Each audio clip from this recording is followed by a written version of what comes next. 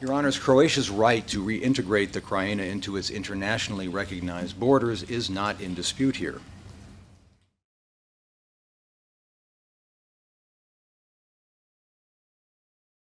But Operation Storm encompassed another objective as well: to drive out the Serb civilian population and ensure their permanent removal.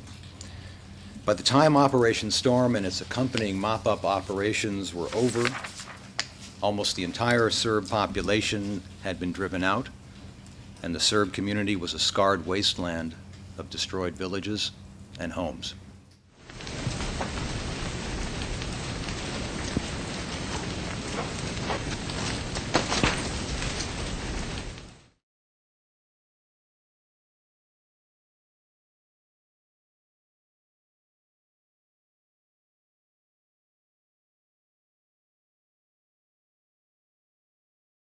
S tim da što sam rekao i ovo što kazao da im ovdje treba dati izlaz ako da mogu. Jer to je važno slušati da i ti civili, znate, da pođu pa će onda i vojske, tako da kad pođu kolone to djeluje psihološki jedna na druga. Već sada ima veliko iseljavanje civila iz Knina koji odlaze za Banja Luku i Beograd. Znači da mi, ako nastavimo ovaj pritisak, vjerovatno za neko vrijeme neće biti toliko civila, nego oni koji moraju ostati, koji nemaju mogućnosti otići. Letak pravi napraviti, nakon prvog dana operacije, u njemu kazati pute koje se mogu izvlačiti, tajne Hrvatska država garantira kako su izdali, napraviti tako da izazove ovakav pomutnja kako je još duplo veći. Znači baciti, i to jedan letak ovako, znači opće rasulo, pobjeda Hrvatske vojske uz podršku svijeta i tako dalje. Srbi vi se već povlačite preko i tako dalje. Molim, a mi vas pozivamo da se ne trebate povlačiti, mi vam jamčimo. Znači na taj način im dati put, a jamčiti tobože građanska prava i tako dalje. First, I think a word about Tudjman.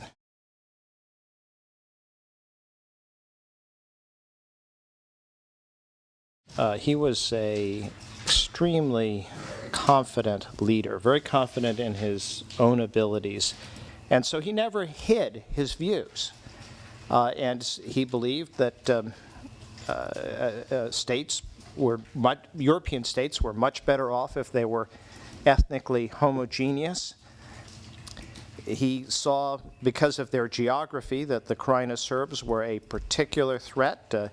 They were located, after all, in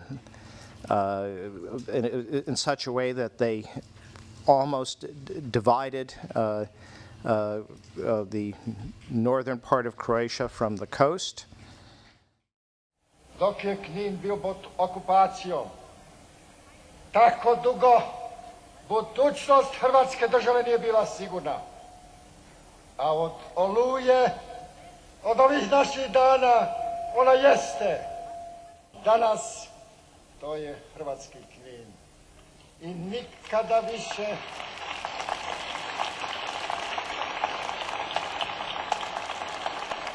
nema povratka na ono što je bilo.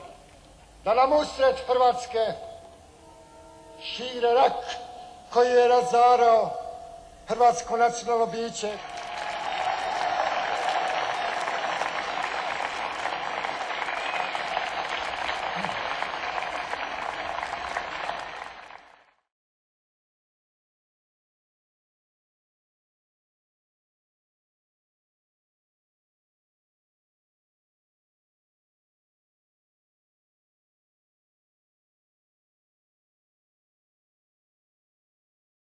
Ako sam je rekao što je moguće, ona ima sasvim drugo značenje nego vi pokušavate implicirati.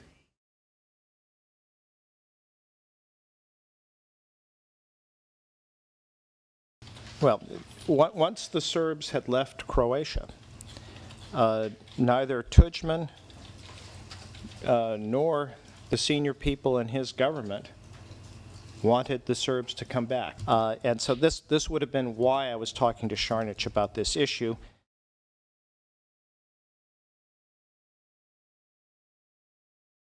And in this conversation, In August of '95, he said, well, we cannot expect them to come back. They are a cancer in the stomach of Croatia. And I just thought that was such a shocking metaphor.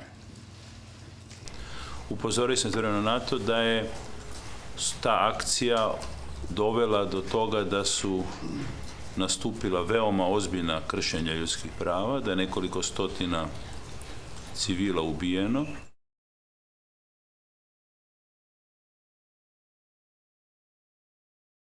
I da je velik broj ljudi bio prinuđen napustiti svoja boravišta, tako da su efekti te akcije bili jednaki etničkom čišćenju.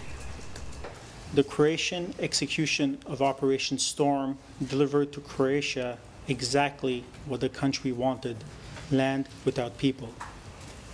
It revealed HV as equal to any other Balkan army when it comes to unnecessary looting and brutality, and it created the largest single voluntary ethnic cleansing during the entire Balkan conflict. What did you mean by voluntary?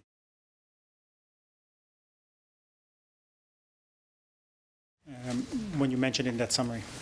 Voluntary at that time, I'm quite sure I meant that without putting up a real fight.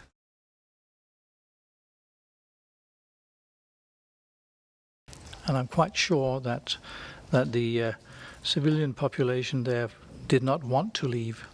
So the voluntary is you're right. It's not a very good word, but it was an ethnic cleansing without any major fighting. Kada smo krenuli od kuće, nismo znali gdje krećemo i gdje ćemo doći. I to se u stvari ustanovilo kasnije kad smo došli negdje u Srbiju tamo.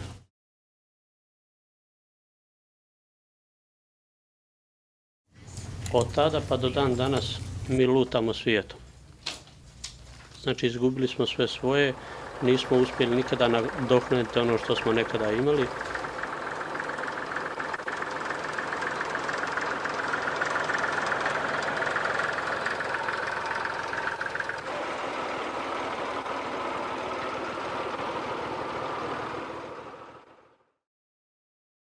Nestalo ih je za 2-3 dana. Nisu imali vremena da pokupe ni svoje prljave pare devize, niti gaće.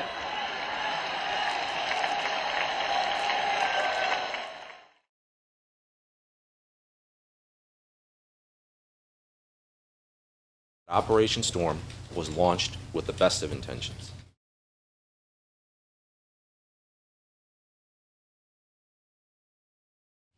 To end Milosevic's, Karadzić's, Mladić's, and Martić's 4-year reign of terror in Croatia and Bosnia, and to do it while protecting the safety and security of the Serb population which would remain in Croatia. Razgovor u kojem bi se planiralo istjeravanje civilnog stanovništva, ja nikada na takvome nisam bio. Niti mi je bilo poznato da se ikada takav razgovor održavao. Obrana će u daljnjem tijeku postupka pokazati i dokazati da je masovni odlazak srpskog pučanstva bio pažljivo pripreman i organiziran kao politička opcija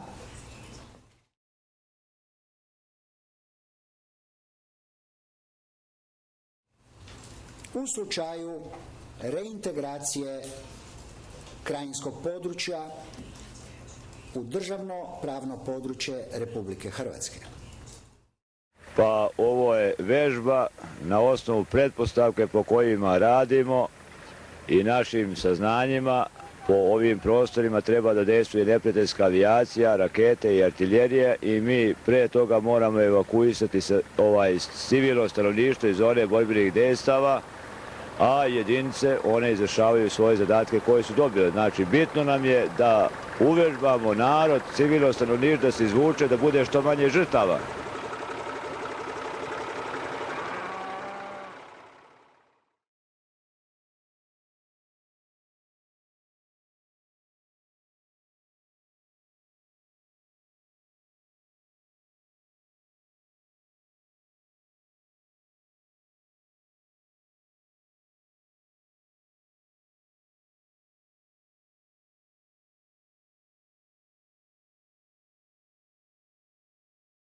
Niko nikoga gonio nije, svi su ošli po mom dobrovolju, jer sam bio među njima, niko me tjera, nije me ko izgonio, a tako i njih.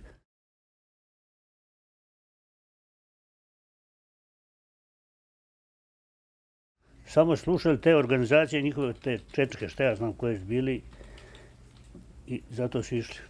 Zato je potrebno prvenstveno bilo sačuvati našu biološku masu, ljude.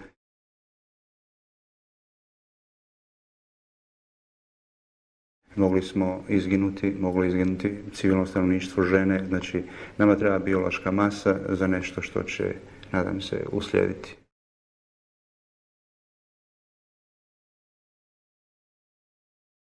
S tim da što sam rekao, treba dati izlaz ako da mogu.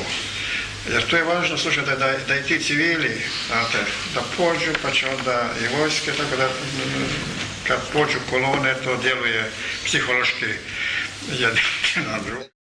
Ako nije cilj uništenje protivnika, znači uništenje njegovog ljudskog i životnog bića, onda se uvijek ostavlja mogućnost da protivnik ima izbor.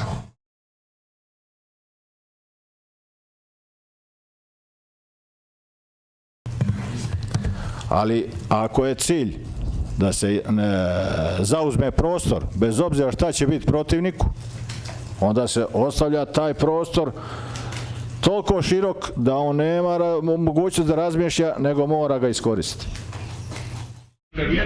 Jedan letak ovako, znači opće rasulo, pobjeda Hrvatske vojske uz podršku svijeta i tako dalje. Srbi, vi se već povlačite preko i tako dalje. Molim, a mi vas pozivamo da se ne trebate povlačiti, mi vam jamčimo. Znači na taj način im dati put, a jamčiti tobože građanska prava i tako dalje. Riječ tobože ili tobožnji se upotrebljava u hrvatskome jeziku rijetko. Međutim, predsjednik Tuđman je tu riječ upotrebljavao dosta često, u različitim situacijama.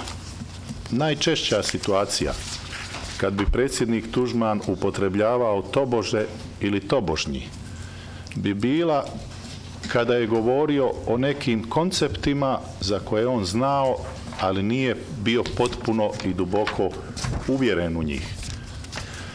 I on bi često puta znao reći za, na primjer, sloboda tiska, on bi rekao tobože sloboda tiska. Za ljudska prava, on bi rekao tobože ljudska prava.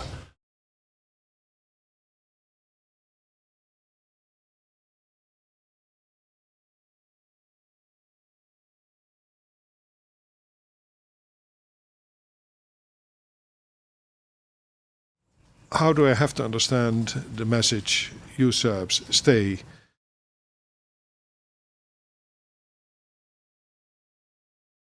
If they have departed already? Većina je otišla, časni sude. To je točno.